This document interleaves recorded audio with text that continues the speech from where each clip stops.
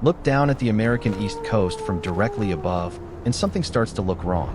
Scattered across the pale sandy soil from New Jersey down through Georgia and into Florida sit thousands of strange oval shapes, carved cleanly into the land, like something pressed them there on purpose.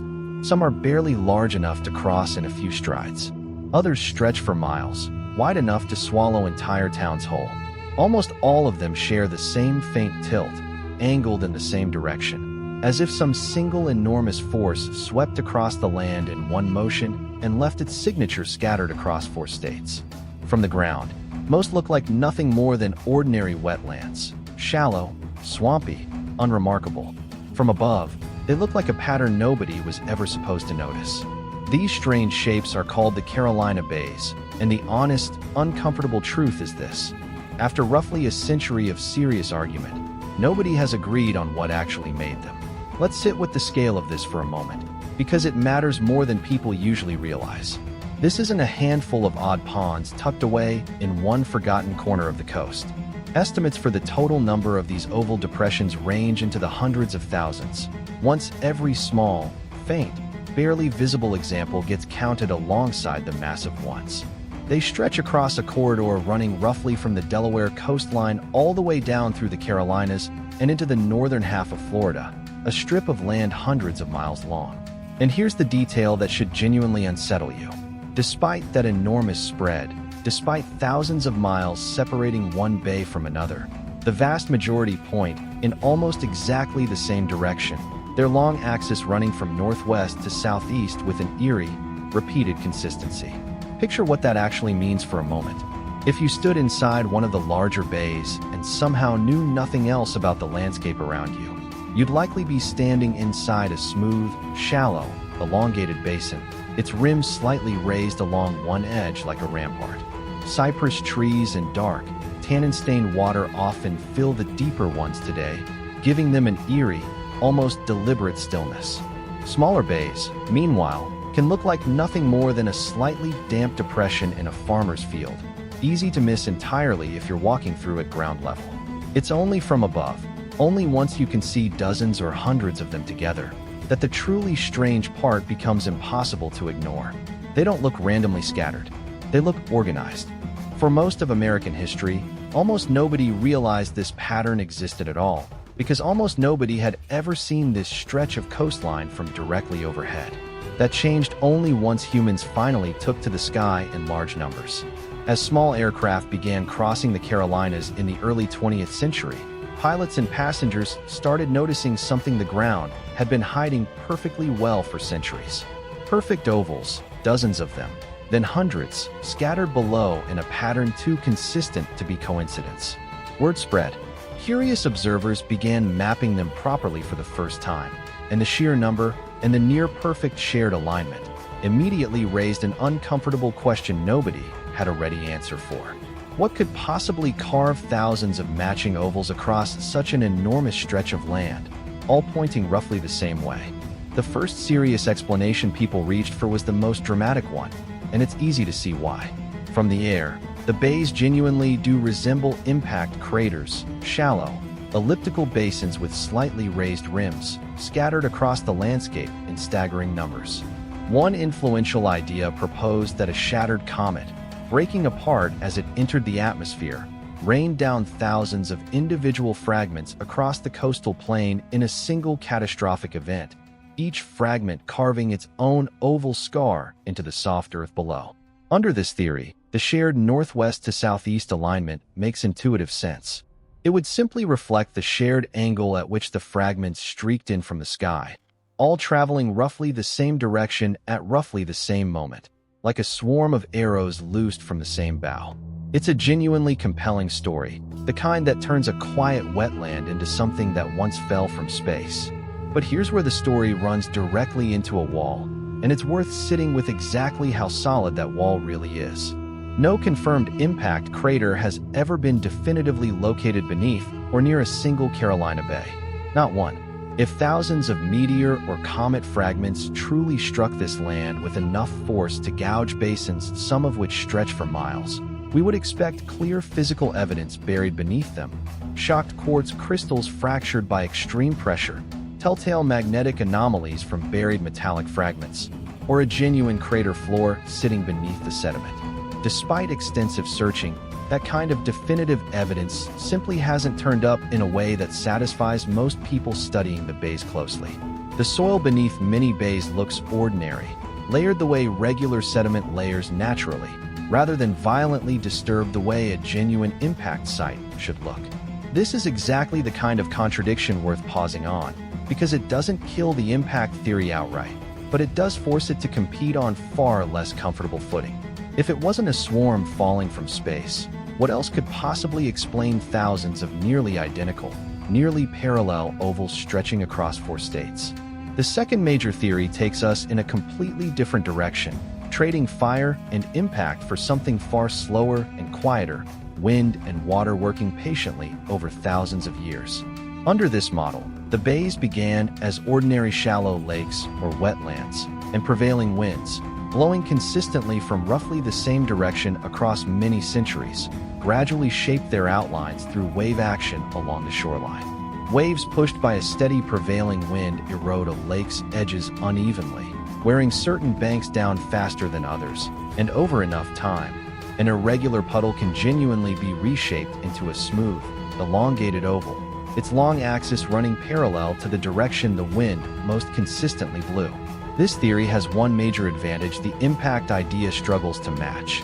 Similar wind-shaped oval lake basins genuinely do exist in other parts of the world, in places like the sandhills of Nebraska and parts of Alaska, where scientists studying those regions broadly agree wind and shifting water are the primary cause.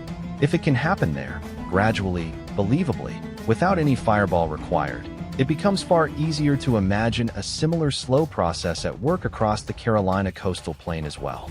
But this explanation has its own uncomfortable gap, and it's worth being honest about it rather than picking the tidier story simply because it feels calmer.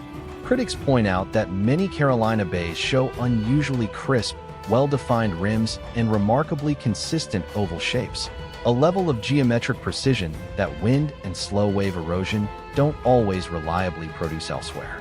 Wind-shaped lakes in other regions tend to be a little messier, a little more irregular, shaped by whatever local terrain happens to be in the way.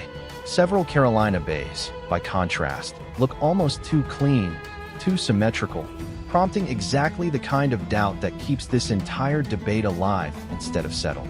So let's introduce a third possibility, quieter still, reaching even further back into the region's climate history. During colder periods of the last ice age, this part of the East Coast likely experienced conditions far harsher than today, closer to the frozen, permafrost-laden landscapes we now associate with the Arctic. In environments like that, the ground itself can form isolated mounds of ice-rich soil, and when those buried ice cores eventually melt and collapse, they can leave behind smooth, rounded depressions in a process called thermokarst formation. Under the right combination of wind, groundwater, and repeated freeze-thaw cycles, some researchers have argued these collapsed depressions could gradually stretch into oval shapes, oriented by the same prevailing forces already shaping the land around them. Notice something important building here, because it's worth naming directly. None of these three theories, the falling comet, the patient wind, or the frozen collapsing ground, can fully explain every single detail on their own. Each one solves part of the puzzle, while leaving another part stubbornly unresolved. That's precisely why, after a century of serious argument, no single explanation has ever managed to fully win. Let's add one more piece to this puzzle before we go further, because it deepens the mystery rather than resolving it. Not every bay appears to be the same age. When the sediment layers inside different bays have been studied and compared, they don't all point to one single, unified moment of formation. Some layers suggest formation processes and time periods that don't cleanly line up with each other across different bays, hinting that whatever created them may not have been one single dramatic event at all, but possibly a longer, messier, more complicated process unfolding gradually across a much longer stretch of time than any single catastrophic afternoon could explain. This single detail alone quietly undermines the tedious version of the impact story, the one where a shattered comet strikes in one dramatic instant and leaves every bay with a matching birthday. If the ages genuinely differ from bay to bay, the true story likely involves more than one process, or one process repeating itself many times over an extended span of Earth's history, rather than a single origin story clean enough to fit neatly into one sentence. Before we go further, let's slow down and actually stand inside one of these places, because the mystery isn't only geological, it's also strangely emotional once you're standing there yourself. Many of the larger, wetter bays fill with dark, tea-colored water, stained deep amber by tannins leaching from surrounding cypress roots. Spanish moss hangs low from twisted branches rising directly out of the still water. Sound behaves strangely inside some of the larger bays, muffled and close, the way it does inside a natural amphitheater.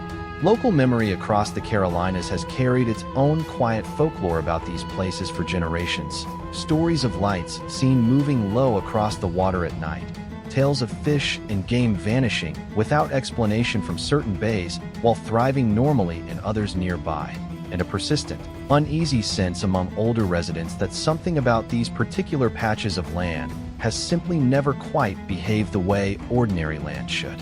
None of that folklore proves anything scientific, and it shouldn't be mistaken for evidence. But it captures something true and worth sitting with regardless. Long before anyone argued about wind patterns or buried craters, the people actually living beside these strange ovals already sensed that something here didn't add up. Let's return to the orientation puzzle for a moment, because it deserves one more serious look, since it's genuinely the single strangest fact in this entire mystery. Imagine standing at one end of this coastal stretch in southern New Jersey and then somehow teleporting instantly to central Florida, hundreds of miles away.